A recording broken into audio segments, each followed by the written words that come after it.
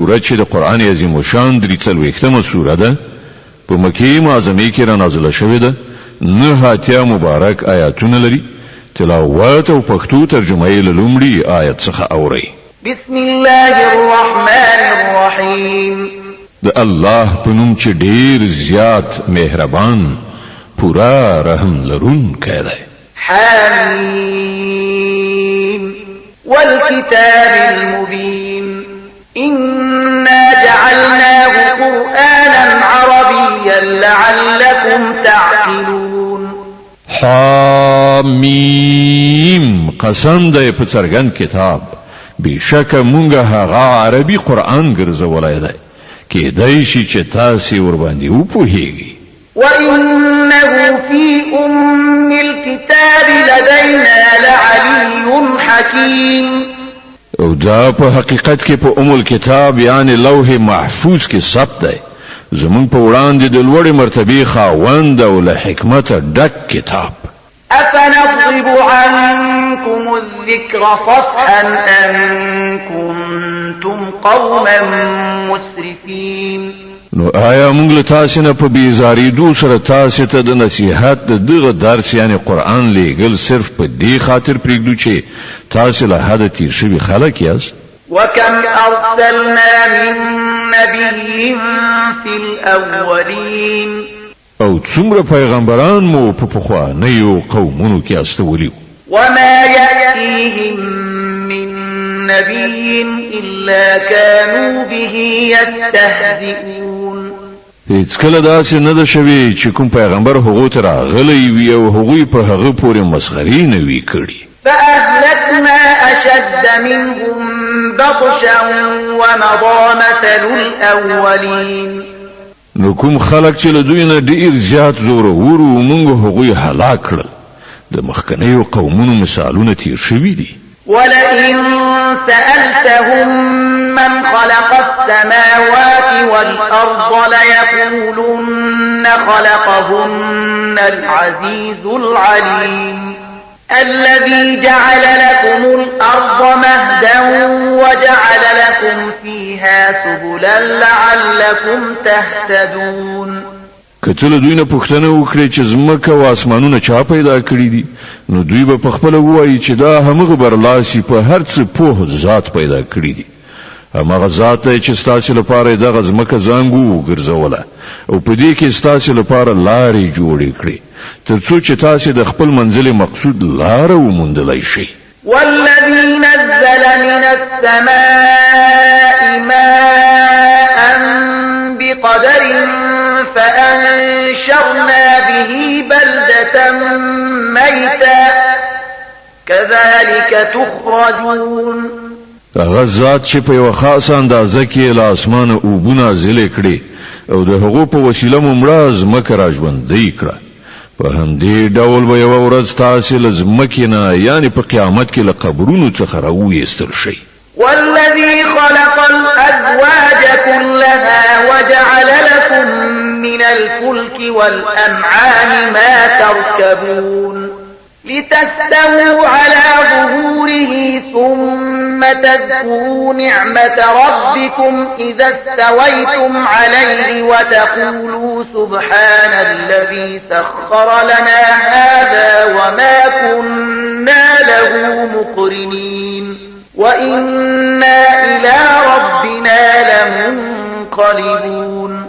ما غزاد چې دغه ټولي جوړې پیدا کړې او ستاسو لپاره د بیړیو او څارویو سپرلۍ پیدا کړې ترڅو چې تاسو د هغو په شا سپاره شئ او کله چې پر هغو کښېنئ نو د خپل پروردګار احسان یاد کړئ او ووایئ چې پاک دی هغه ذات چې زموږ لپاره دغه شیان مسخر کړل کنه مونږ تر کنټرول لاندې د هغو د راوستلو وس نه درلود او یوه ورځ د خپل پروردګار خواته زموږ ګرځېدل دي.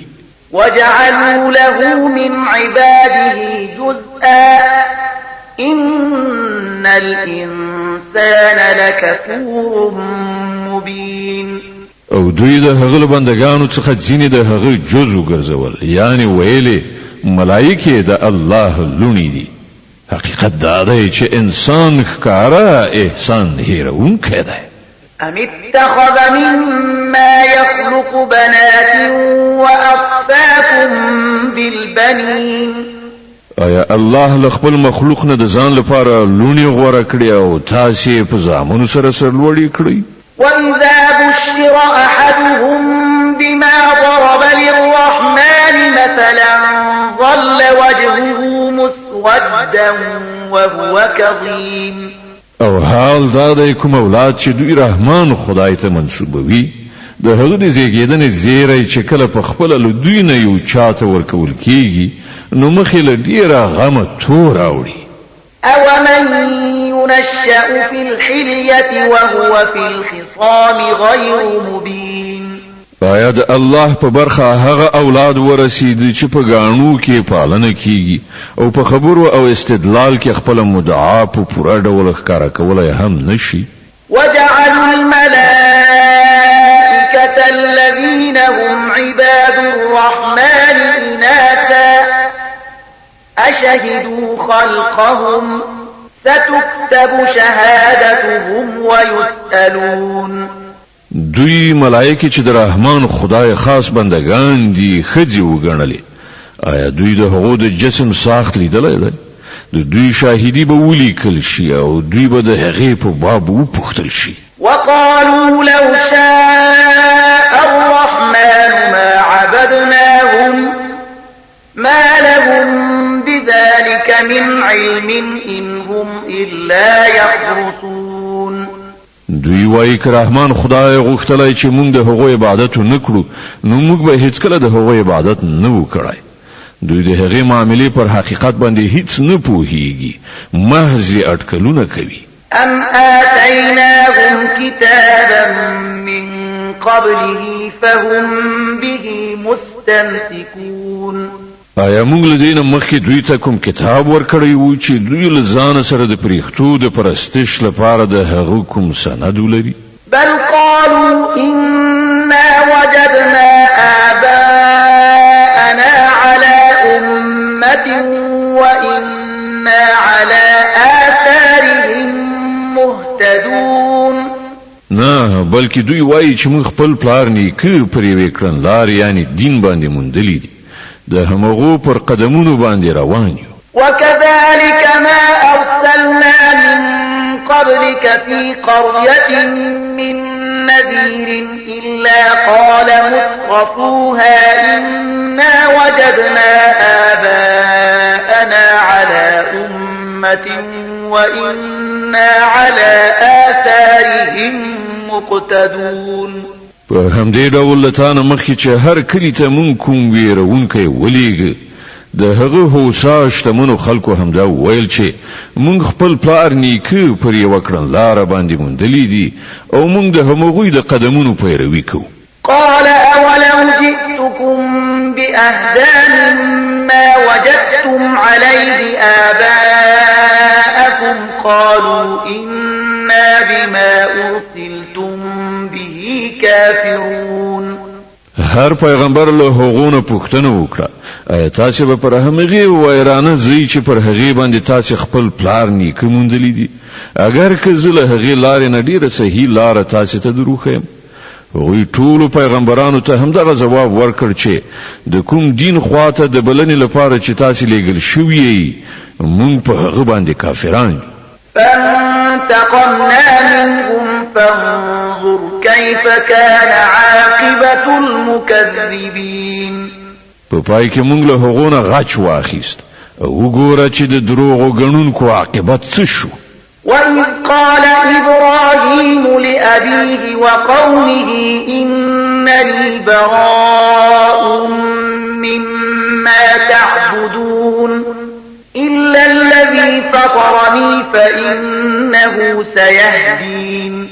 یاد کړه هغه وخت چې ابراهیم خپل پلار او خپل قوم ته ویلی و چې تاسو چې د کوم شیانو بندگی کوئ زما له هغو سره هیڅ اړیکه نشته. زما اړیکه یوازې له هغه ذات سره ده چې زه پیدا کړم، همغه به ما ته لارښوونه وکړي. وجعلها كلمة باقية في عقبه لعلهم يرجعون. او ابراهیم هم دغه یوازې د خدای عبادت کلمه لزان نو وروسته په خپل اولاد کې پرې خودله ترڅو چې هغوی د دې لوري ته رجوع وکړي. بل متعت هؤلاء وآباءهم حتى جاءهم الحق ورسول مبين. د دې لپاره هم چې کله دغه خلکو د نور په بندګۍ لاس پورې کړ نو ما دوی لمنځه یو نه وړل بلکې ما دوی او د دوی پلار نیکه ته دنیوي متاع ورکړه تر دې پورې چې دوی ته حق دین او څرګند بیانونکی پیغمبر راغی. ولما جاءهم الحق قالوا هذا سحر وإنا به كافرون. خو کله چې دوی ته هغه حق دین راغی نو دوی وویل چې دا خو کوډي دي او موږ د دې له منلو نه انکار کوو. وقالوا لولا نزل هذا القرآن على رجل من القريتين عظيم. وای دغه قرآن د دوه ښارونو له لویو سړیو نه پر یو چا باندې ولې نازل نه کړای شو.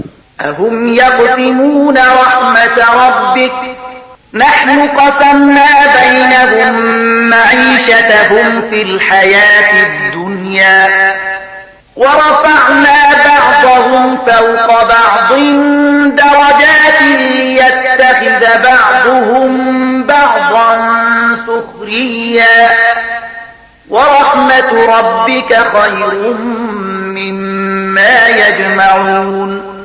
آیا ستاد رب در رحمت ویشل دوی کوي د دوی د دنیوي ژوندانه تیرول وسایل خو مونږ د دوی په منځ کې ویشلې دي او د دوی ځینو ته پر ځینو نور باندې په درجو سره پورتواله مونږ ورکړای دی ترڅو چې دوی یو بل استخدام کړي او ستاد رب رحمت له هغه شتمنۍ نه زیات قیمتي دی چې دوی راغونډوي. ولولا أن يكون الناس أمة واحدة لجعلنا لمن يكفر بالرحمن لبيوتهم سقفا من فضة ومعارج عليها يظهرون ولبيوتهم أبوابا وسررا عليها يتكئون وزخرفا وإن كل ذلك لما متاع الحياة الدنيا والآخرة عند ربك للمتقين.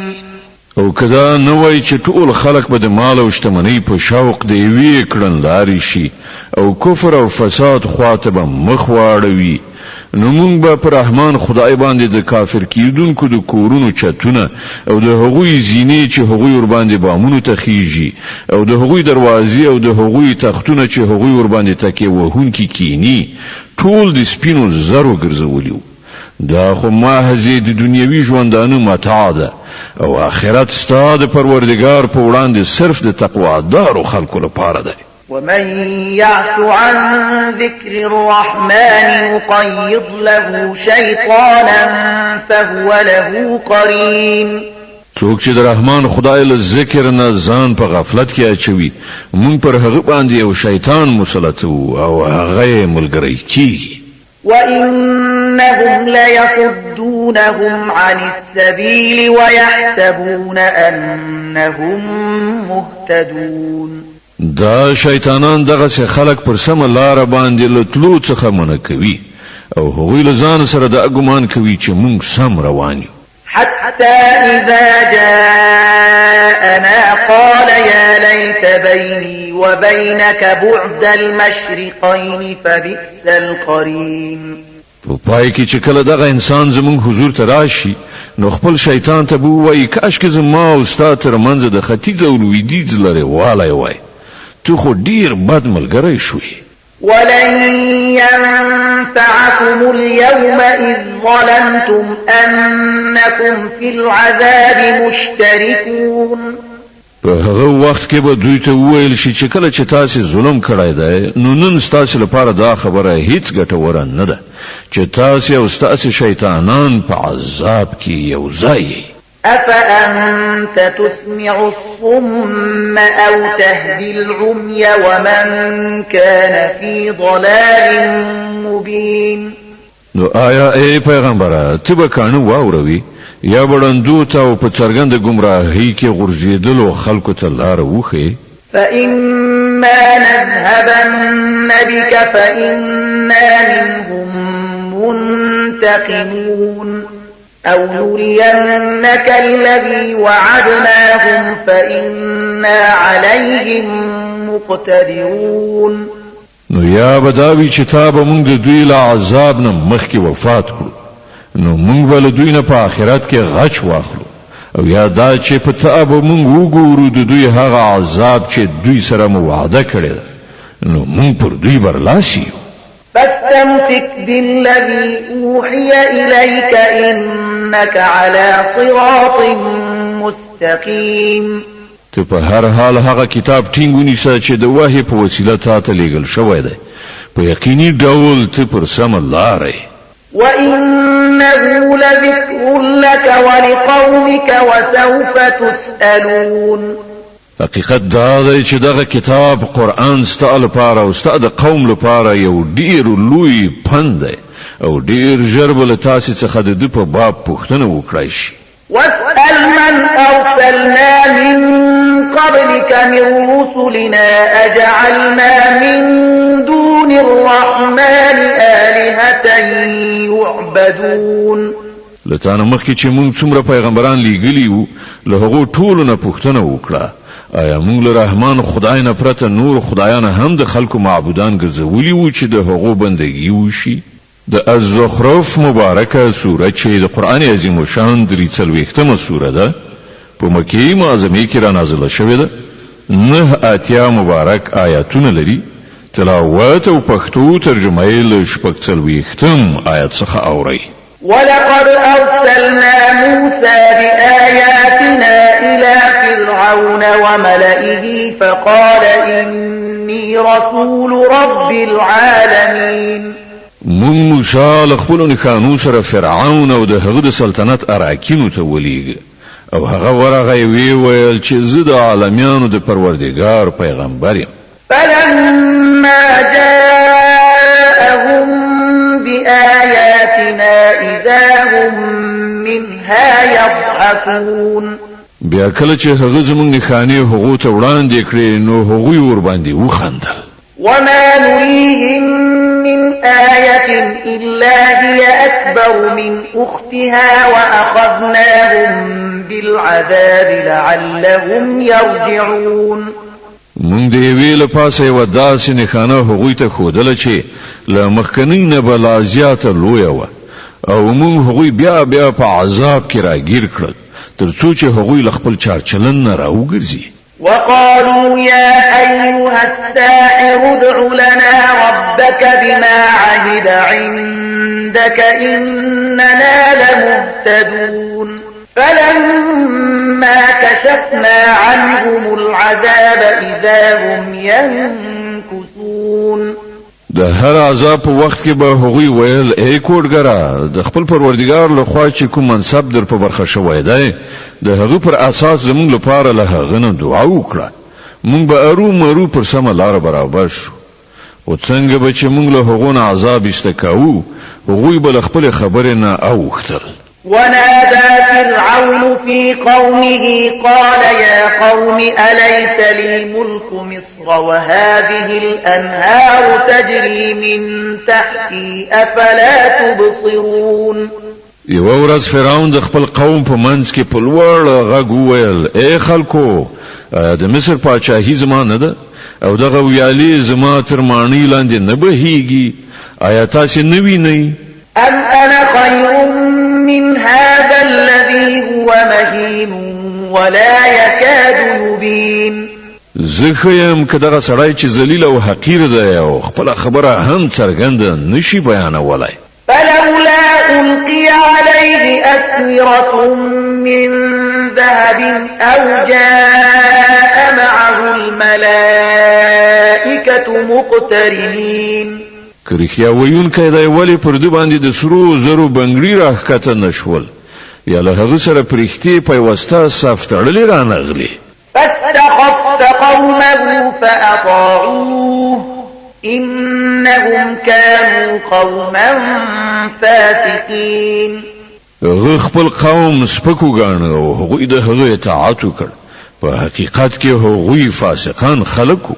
فلما آسفونا انتقمنا منهم فأغرقناهم أجمعين فجعلناهم سلفا ومثلا للآخرين. په پای کې چې کله هغوی مونږ په غوسه کړو نو مونږ له هغو نه غچ واخیست او هغوی مو ټول یو ځای غرق کړل او د وروستیو نسلونو لپاره مو د پخوانیو یوه کیسه او د پند اخیستلو وړ نمونه وګرځول.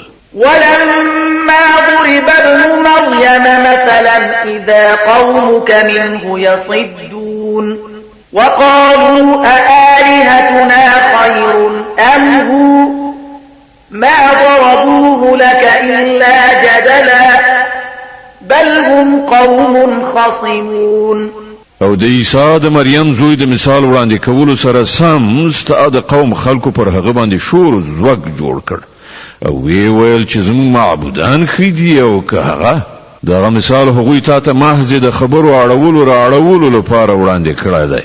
حقیقت دا دی چې دوی جګړه مار خلک دي. إن هو إلا عبد أنعمنا عليه وجعلناه مثلا لبني إسرائيل.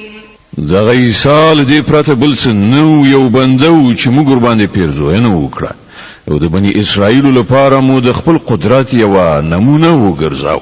ولو نشاء لجعلنا منكم ملائكة في الأرض يخلفون. که موږ غوښتي وای نو له تاسې نه به مو پرښتې پیدا کړې وې چې په ځمکه کې ستاسې جانشینان وای. وإنه لعلم للساعة فلا تمترن بها واتبعون هذا صراط مستقيم. او هغه یعنی عیسی په اصل کې د قیامت یوه نښانه ده نو تاسې په هغه کې شک مه کوئ او زما خبره ومنئ. همدغه سمه سیخه لاره ده. ولا يصدنكم الشيطان إنه لكم عدو مبين. داسې د نه وي چې شیطان تاسې سمې لارې نه واړوي چې هغه ستاسې ښکاره دښمن دی. ولما جاء عيسى بالبينات قال قد جئتكم بالحكمة ولأبين لكم بعض الذي تختلفون فيه فاتقوا الله وأطيعون. او کله چې عیسی له څرګندو نښانو سره راغلی و نو هغه ویلي و چې زه تاسې ته له حکمت سره راغلی یم او د دې لپاره راغلی یم چې تاسې ته د دین او هغو خبرو حقیقت ښکاره کړم چې په هغو کې تاسې اختلاف کوئ. په دې اساس تاسې له الله نه وویریږئ او زما اطاعت وکړئ. إن الله هو ربي وربكم فاعبدوه هذا صراط مستقيم. حقیقت دا دی چې همغه الله زما پروردگار هم دی او ستاسې پروردگار هم. تاسې د همغه عبادت وکړئ. همدغه سمه سیخه لاره ده. فاختلف الأحزاب من بينهم فويل للذين ظلموا من عذاب يوم أليم. خو د هغه له دغې روښانو ښوونو سره سره ډلو په خپلو منځو کې اختلاف وکړ نو تباهي ده د هغو خلکو لپاره چې هغوی ظلم وکړ د یوې دردناکې ورځې له عذاب نه. هل ينظرون إلا الساعة أن تأتيهم بغتة وهم لا يشعرون. آیا دوی اوس فقط د همدغه شي منتظر دي چې په ناڅاپي ډول پر دوی قیامت راشي او دوی خبر هم نه وي؟ الأخلاء يومئذ بعضهم لبعض عدو إلا المتقين. کله چې هغه ورځ راشي نو له تقوادارو خلکو پرته نور ټول دوستان به یو د بل دښمنان شي. يا عباد لا خوف عليكم اليوم ولا أنتم تحزنون الذين آمنوا بآياتنا وكانوا مسلمين ادخلوا الجنة أنتم وأزواجكم تحبرون.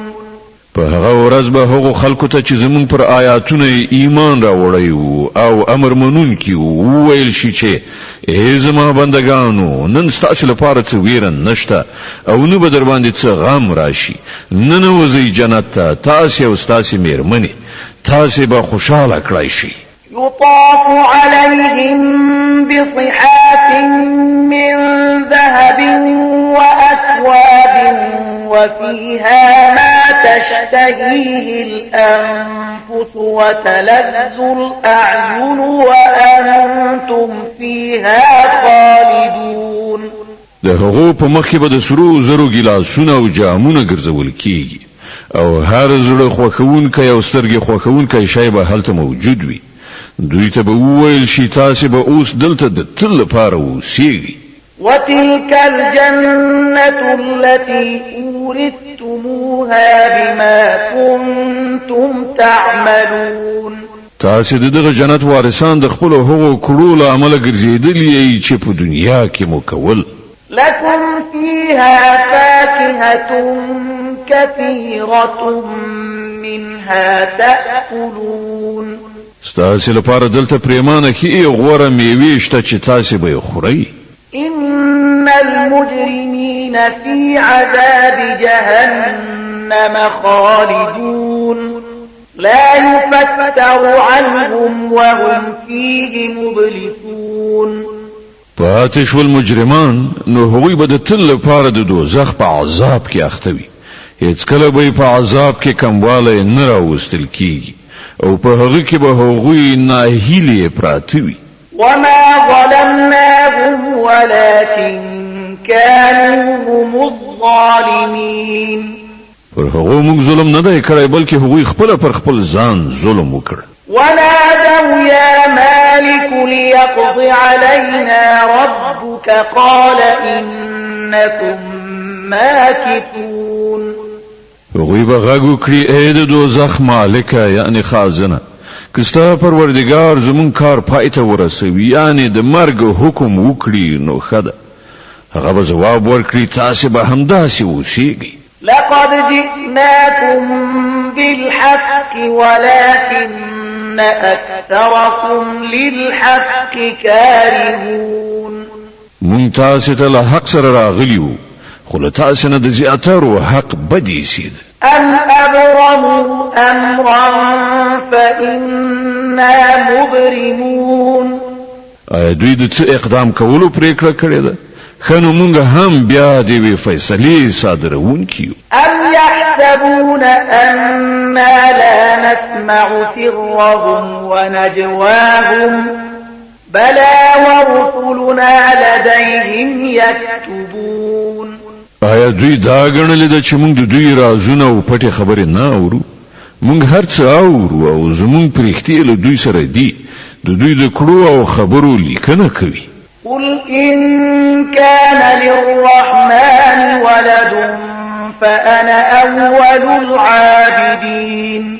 سبحان رب السماوات والأرض رب العرش عما يصفون. دوی ته وایه که پرېختیا سره د رحمان خدای څه اولاد وای نو تر ټولو مخکې عبادت کوونکی به یې زو. پاک دی د آسمانونو او ځمکې فرمان روا د عرش څښتن له هغو ټولو خبرو چې دوی هغه ته منسوبوي. فذرهم يخوضوا ويلعبوا حتى يلاقوا يومهم الذي يوعدون. خدا دوی په خپل باطلو مفکورو کې غارق او په خپل لوبه کې لالهانده پرېږده تر دې پورې چې دوی خپل هغه ورځ وګوري چې دوی ترنه ویرول کیږي. وهو الذي في السماء إله وفي الأرض إله وهو الحكيم العليم. همغه ایکی یو په اسمان کې هم خدای دی او په ځمکه کې هم خدای دی او همغه د حکمت څښتن او په هر څه پوه دی. وتبارك الذي له ملك السماوات والأرض وما بينهما وعنده علم الساعة وإليه ترجعون. ډېر لوړ او لوی دی هغه ذات چې د هغه په واک کې د ځمکې او اسمانونو او هر هغه شی پاچاهي ده چې د ځمکې او اسمان په منځ کې دي او همغه ته د قیامت ساعت معلوم دی او د همغه لوري ته تاسو ټول ورګرځول کیدونکي. ولا يملك الذين يدعون من دونه الشفاعة إلا من شهد بالحق وهم يعلمون. له هغه پرته چې دوی کوم نور بولی هغوی د کوم شفاعت واک نه لري مګر دا چې څوک د علم پر اساس د حق شاهدي وایي. ولئن سألتهم من خلقهم ليقولن الله فأنا يؤفكون. وقيله يا رب إن هؤلاء قوم لا يؤمنون. او کتل دوی نه پوښتنه وکړي چې دوی چا پیدا کړی دي نو دوی به په خپل وایي چې الله. نو لکوم لوري دوی غولول کیږي. قسم دی د پیغمبر په دې قول چې اے رب دا هغه خلق دي چې نه مني. فاصفح عنهم وقل سلام فسوف يعلمون. خنو اے پیغمبر دوی ته عفو وکړه او وایي چې سلام دی تاسو ته ډیر ژر به دوی ته معلوم شي.